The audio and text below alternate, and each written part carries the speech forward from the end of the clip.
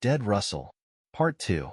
If you're not familiar with the first part of Dead Russell, start watching it to understand the storyline. Paragraph 6. Loss of reality. On the third day in the forest, the group began to notice something was wrong with the world around them.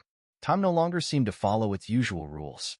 The sun barely rose above the horizon, leaving the earth in a gray twilight that quickly descended into darkness.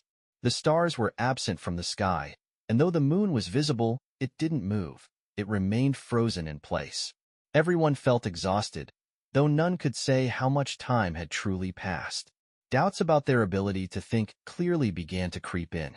Fear returned to their eyes, an emotion too difficult to conceal. Conversations dwindled. No one could comprehend what was happening or offer a logical explanation. During one rare pause, Adam, who had remained silent until then, confessed he had seen something unsettling. He claimed to have noticed a familiar face in the trunk of an old tree. It wasn't a mere crack or shadow, but distinct human features. From its mouth came sounds, repeated but incomprehensible. He was sure he didn't know the person and had never interacted with them before. His words sent a chill through the group, though fear had already become a constant in this place. To ease the tension, the friends lit a fire. The warmth seemed like the only thing tethering them to reality. They made coffee, trying to lift their spirits, and began sharing childhood memories, recounting pleasant tales of family and grandparents. They knew it was the only way to hold on to their sense of self.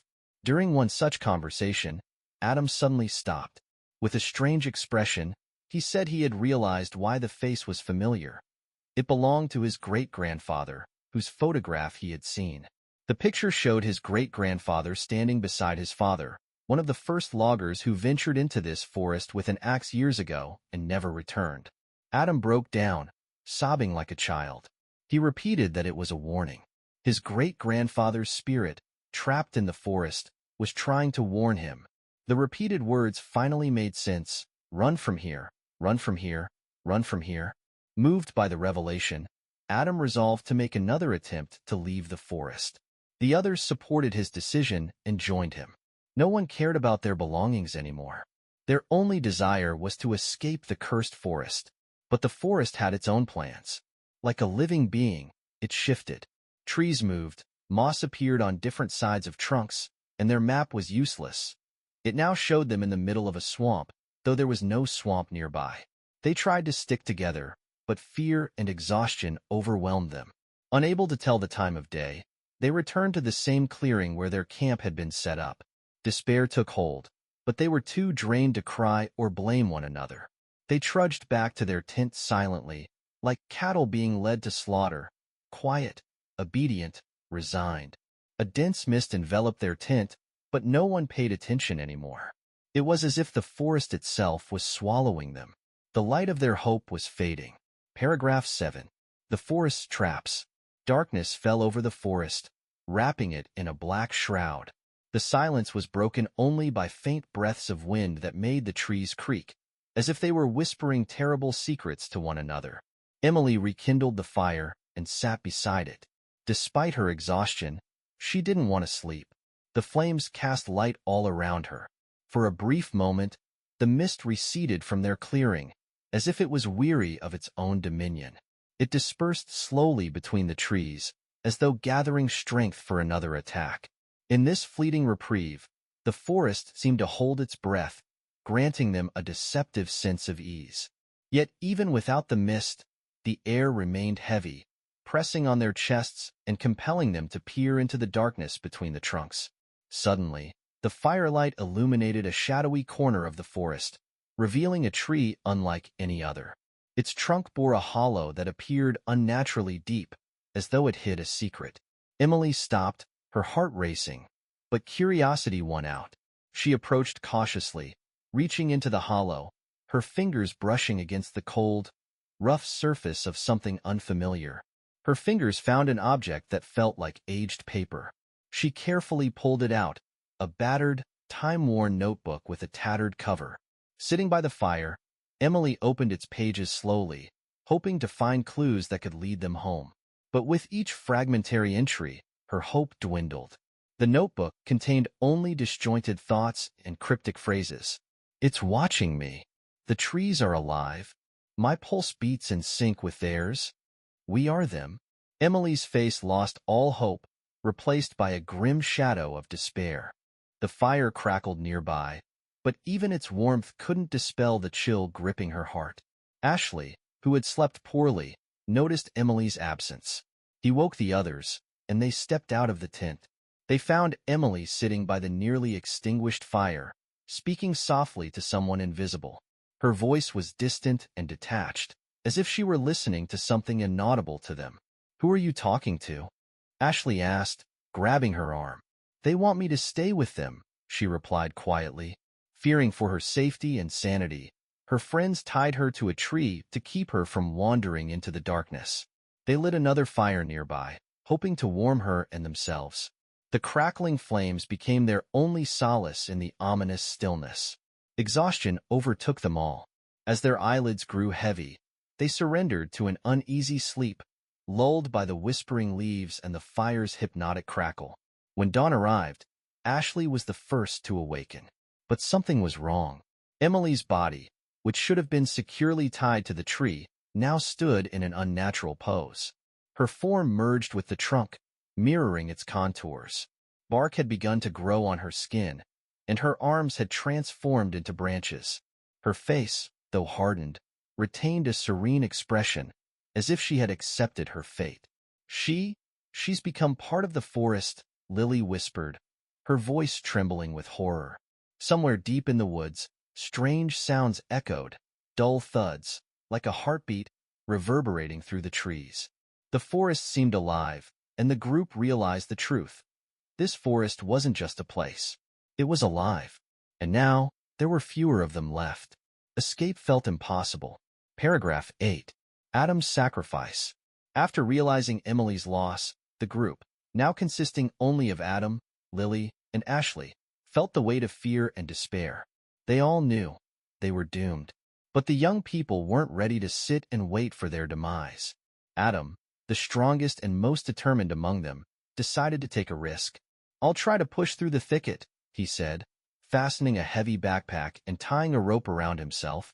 "I'll leave one end of the rope with you, so you can pull me back if something goes wrong. I won't untie it, but if the rope runs out, I'll tug 3 times.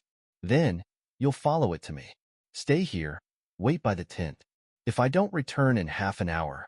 He trailed off, but his meaning was clear. Lily wanted to object, her eyes welling with tears, but Ashley placed a hand on her shoulder, urging her to remain silent. This was the only plan they had left. Adam, bound to the long rope, disappeared into the dense forest, leaving the other 2 behind in the camp. Time dragged on, thick and slow like a swamp. Each second pounded in Lily's mind.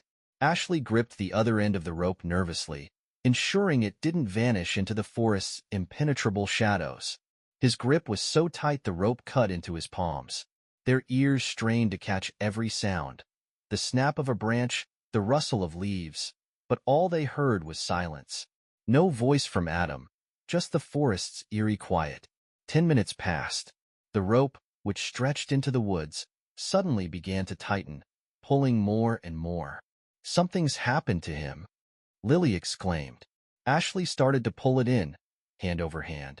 Lily joined him, and together they strained, tugging knot after knot, feeling resistance at the other end. "Pull harder," Ashley shouted, his face contorted with effort. Finally, the rope gave way, but instead of Adam, they found it. At the end of the rope was a large branch grotesquely shaped like a hand. Thick with moss, it looked as if it had grown straight out of a body. Marks on its wrist suggested it had been torn from someone alive. This can't be," Lily screamed, stepping back. Ashley was silent. His face had gone pale, his eyes wide with terror. He dropped the rope as if it were a venomous snake. The branch fell to the ground, still looking as though it waited to be touched. "That's Adam," Lily whispered, covering her mouth with her hands. "It's not him," Ashley barked, though his voice sounded more like a plea than a denial. "It's some kind of curse." They stood there in the chilling silence, realizing Adam wasn't coming back. The forest had taken him, but what awaited them now? Paragraph 9. The final day. The next day, when they woke up, the morning never came. It was as if the night had claimed the world and refused to give way to daylight. The cycle of day and night was broken, leaving them in eternal darkness. Everything around them felt frozen, as though the world had ceased to exist. It seemed the forgotten forest knew this was the end. Lily and Ashley were the last ones left in this cursed place. They tried to stay together, but the tension between them was palpable. Ashley began hearing voices, quiet, whispering, like the trees breathing. Yet, every time he turned to locate the source, no one was there. Lily begged him to stay close, but he couldn't. His legs felt heavy, as if roots were growing from the ground and wrapping around his ankles. Each step was agonizing. His skin started to harden, turning rough like bark, and his eyelids grew so heavy they barely lifted. "What's happening to me?" he whispered. But Lily had no answer. Ashley felt an irresistible pull toward the dense forest, where the whispers grew louder. It was as though a hypnotic voice was calling him home. He realized his place was there, among the trees, for he was no longer fully human. Half of him had already become part of the forest. Like a madman, he ran into the dark woods. "Ashley, no, don't go," Lily screamed, but her voice dissolved into the silence. She couldn't see where he had gone but heard the sound, a crack. At first, it was like branches breaking, then the crunch of bones, followed by a groan that turned into an eerie stillness as the forest swallowed him. And then, everything stopped. Lily stood motionless, afraid to even breathe. The silence was absolute. It felt as though the entire forest had held its breath.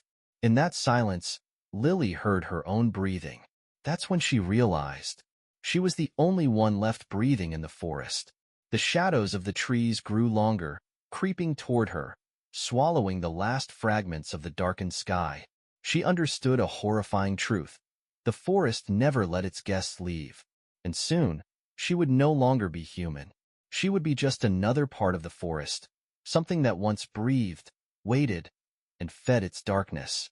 Paragraph 10. Symbiosis. Alone in the ominous silence of the forest, Lily lost all hope.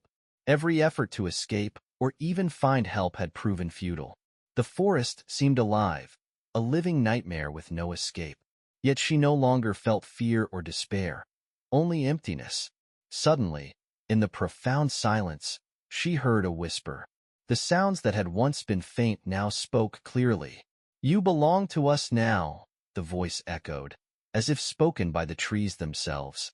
Lily closed her eyes, feeling a strange warmth envelop her. She no longer sensed time. Her thoughts began to blur. Her mind, as if obeying some unseen force, dissolved into the void. In that stillness, she realized her consciousness was merging with the forest. She felt every tree, every branch, every fallen trunk. She was filled with the pain accumulated in this place over decades. Every cell in her body seemed to come alive, becoming part of the broken trees, the trampled grass, the disturbed peace. Lily realized she had become an extension of those who had perished in this forest before her, and those who were yet to come. Her physical body vanished, but her consciousness remained. She was no longer herself. She was the forest. Her voice, like the voices of others, became part of the eternal rustle of leaves in the wind. The legend of the forgotten forest became reality. They say that if you listen closely to the whispering trees, you can hear Lily's voice. Run away from here. But those who hear the whisper are unlikely to escape. The forest never lets go of its own. Like and subscribe to see more fascinating stories. The end. But not the end of our stories.